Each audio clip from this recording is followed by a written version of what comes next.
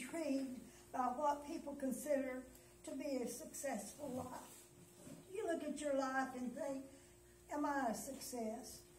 I looked up in the dictionary, and success says a deeper or a degree or measure of prospering, the favorable end of a venture.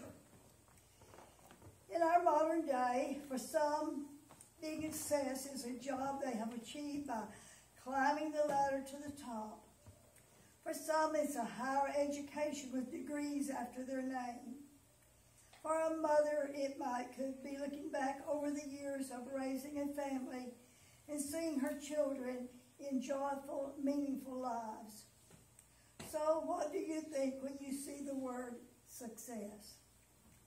We may look back at last year and remember the good times and some bad times, but thankful by God's grace that we have survived another year, ready to walk into a new year with a promise of things better. But you know, the success of our new year is not always entirely our plan, but where our Lord leads us. We make a plan, but God leads the way. His word says, if the Lord is willing, we will do this, or if the Lord is willing, we will do that. A pastor, in challenging his church members to seek wisdom, said, where there is no vision, the people perish. We need a vision of what is ahead. So may we live by this truth and walk in obedience. A reading I have in my treasure box says, how do you live your dash?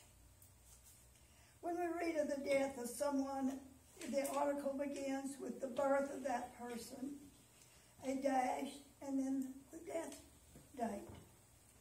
What happens in our lifetime is the dash. Between your life and your death, what do you have to show for? So I want to share it with you today, and just think about this in light of your own life.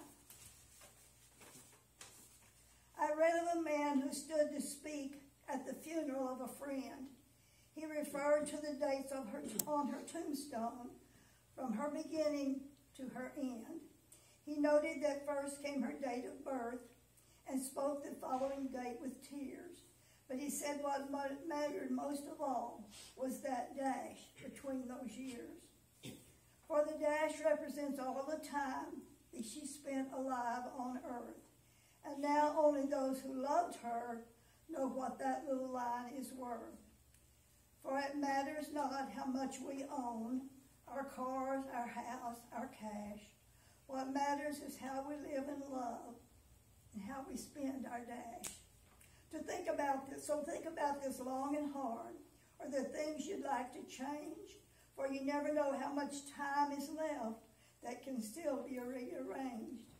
If we would just slow down enough to consider what's true and real, and always try to understand the way other people feel.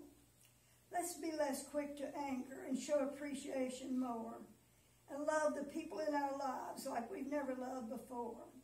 For if we treat each other with respect, and more often wear a smile, remembering that this special dash might only last a little while. So when your eulogy is being read, with your life's actions to rehash, can you be proud of the things that happened between your dash? Psalms 27:4 says, one thing I ask of the Lord, this is what I seek, that I may dwell in the house of the Lord all the days of my life. Success, knowing the will of God and doing it. Amen.